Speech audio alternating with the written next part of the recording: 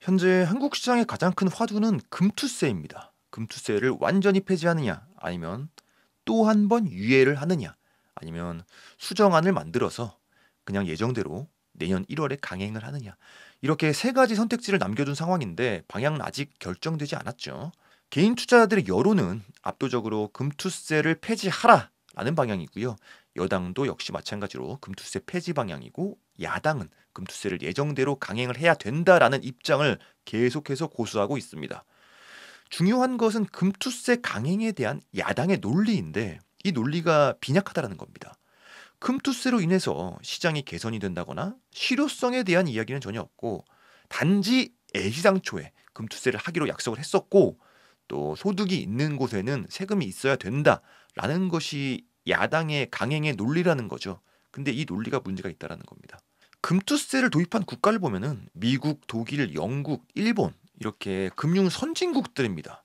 근데 한국은 금융 선진국이 아니잖아요. 한국은 신흥국이고, 한국과 비슷한 대만, 싱가포르, 홍콩, 뉴질랜드, 중국은 금투세를 도입하지 않았습니다. 그리고 과거에 대만이 금투세를 추진했다가 지수가 폭락하는 바람에 폐지를 했다는 일화도 유명하죠. 시장이 매우 불안정한 한국 증시에 금투세를 도입을 반드시 해야만 된다라는 논리로서 소득이 있는 곳에 세금이 있어야 된다라는 논리는 적절치 않다.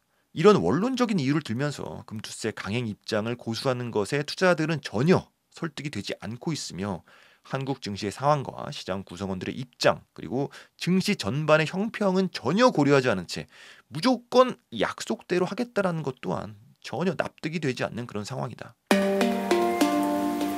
결국 개인 투자들의 반발은 점점 더 거세지고 있는 상황이고, 결국에 또 집회가 잡혔습니다. 2차 촛불 집회에 이어서 오는 9월 21일에도 3차 촛불 집회가 개최 예정이고요. 이번에도 역시 한투현에서 주최를 하는 집회입니다.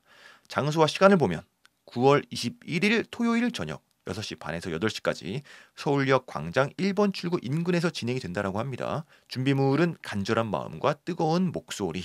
사람들이 모이는 곳인 만큼 마스크는 개별적으로 지참을 해주시길 바랍니다. 모든 민주당원들이 금투세에 찬성을 하는 상황은 아닙니다. 민주당 내에서도 균형을 갖춘 시각과 상식을 대변하는 목소리는 있습니다. 그럼에도 불구하고 당 차원에서 금투세를 강행한다라는 의지가 워낙 강하고, 또 당 내부 분열은 가장 원치 않는 상황일 수 있기 때문에 결국 민주당은 한 목소리를 낼 수밖에 없는 것이고, 금투세 강행을 하려는 길목에서 저항은 더욱 거세질 수밖에 없는 게 현재 상황이다. 가장 심각한 문제는 금투세에 대한 문제의식이 본질에서 점점 멀어지고 있다는 겁니다. 금투세 강행에 대한 논리가 워낙 빈약하다 보니까 의혹과 반발이 거세지고 있는 것이고, 가령 사모펀드 세력과 정치권과의 결탁설 같은 금투세 관련 의혹이 점점 확산이 되어가고 있고, 민주당에서 투자자들을 전혀 납득시키지 못하고 있기 때문에 그런 의혹은 더욱더 거세지고 있는 겁니다.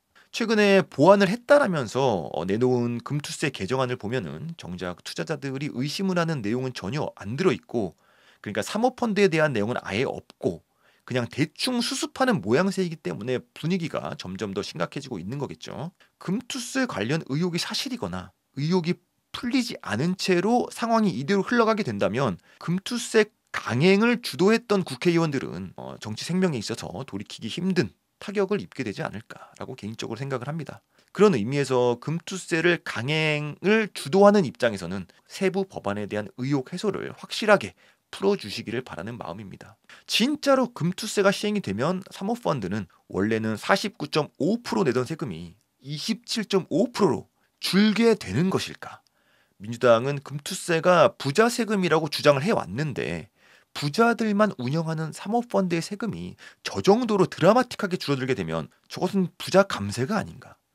그렇게 되면 5천만 원 이상 소득이 발생하는 부자를 목전에 둔 사람들 입장에서는 세금 부담이 가중이 되어서 계층 이동의 사다리가 걷어차이게 되는 격이 아닌가.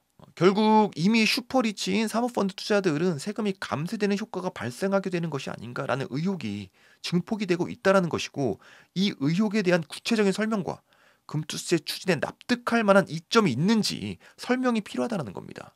더 나아가서 개정안이 심각한 문제인데 문제의식이 제기되고 있는 사모펀드 세금 관련 조항에 대한 언급은 전혀 하지 않고 눈 가리고 졸속으로 처리하기 위한 의도로 비춰지는 개정안은 의혹을 더욱 증폭시키고 있다라는 겁니다.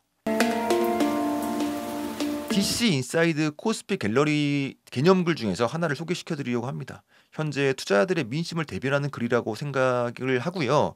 이 포스팅이 중요한 점은 내용의 사실 여부를 떠나서 현재 투자자들이 이 정도까지 의심을 하고 있다라는 여론을 상징적으로 보여주는 글이라고 생각을 합니다. 제목을 보면은 제명세, 세부 법안 꼼수 또 걸렸네요. 제명세는 금투세를 부르는 새로운 명칭이고요. 금투세를 강행하는 입장인 민주당의 당대표인 이재명의 이름에서 따온 명칭인 것이고 수많은 투자자들과 커뮤니티에서도 또 언론사에서도 제명세라는 이름은 폭넓게 사용이 되고 있습니다. 금투세의 세부 법안에 대한 의혹에 꼬리를 물고 증폭이 되는 현 상황을 제목에서도 엿볼 수가 있는 겁니다. 내용을 한번 보겠습니다. 블라인드 펀드를 통해서 정치인들이 자식에게 증여를 하는 과정에 대한 내용입니다. 여기서 블라인드 펀드는 투자 대상을 미리 정해놓지 않은 상태에서 펀드를 설정하고 우량 투자 대상이 확보되면 투자를 하는 펀드를 말한다라고 합니다. 어쨌든 이 블라인드 펀드에 정치인 아버지가 20억을 약정하고 10억을 먼저 납입을 한다. 자식 2명이 각각 5천만 원씩 증여를 받은 뒤에 이 증여받은 돈을 블라인드 펀드에 5천만 원씩 또 납입을 한다. 그렇게 되면 블라인드 펀드에 납입이 된 총 금액은 이제 11억이 되는 거겠죠. 여기서 정치인 아버지는 20억 원 약정만 해놓고 10억만 납입을 했기 때문에 약정 위반으로 남은 납입액을 가입자가 3분에서 이제 다시 돌려받게 되는 거죠. 결과적으로 정치인 아버지 자식 2명은 각각 3억 6천만 원씩 증여가 이루어지게 되는 겁니다. 하지만 블라인드 펀드를 통해서 한 바퀴 돌렸으므로 증여세가 아닌 투자소득세를 내게 되는 것이고 금투세를 강행하게 되면은 이 투자소득세가 낮아지게 된다라는 로직입니다. 결국 제명세가 도입이 되면은 정치인 아버지가 자녀에게 재산을 증여할 때 증여세를 안 내거나 줄어들게 되는 그런 꼼수라는 거죠. 뭐 다소 허무맹랑하게 느껴질 수도 있는 포스팅이지만 그만큼 금투세 혹은 제명세는 투자자들의 반대를 무릅쓰고 강행하려는 그 의도에 대한 의심을 받고 있는 것이 현재 투자자들의 여론이라는 겁니다. 한 사람의 투자자로서 금투세가 폐지되기를 간절히 희망을 하고요. 오늘 방송 여기까지입니다. 도움이 되셨다면 구독과 좋아요 부탁드립니다. 감사합니다.